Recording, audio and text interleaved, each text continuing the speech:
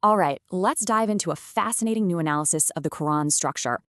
Well, this study suggests it's not just a book, but a divine architectural plan. This analysis reveals a hidden system, taking us from belief to final accountability. Okay, here's the roadmap for our quick tour. First up, laying the foundation.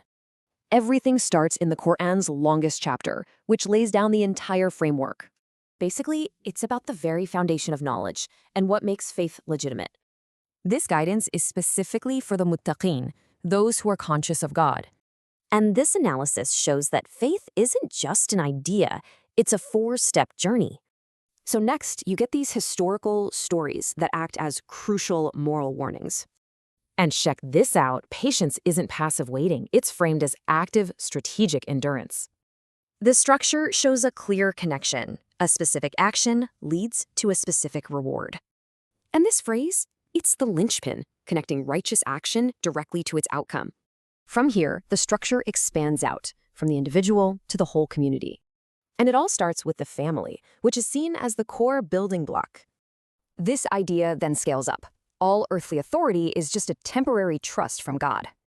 Tyranny and corruption ultimately invalidate a ruler's legitimacy. And look, there's that same hinge phrase again, this time linking good governance with justice. So, where does all this lead? Every single path points to one final destination. And that is eschatology. Basically, it's all about the final accountability in the hereafter. And this journey isn't random. It's a structured path, encoded right there in the text. The big takeaway?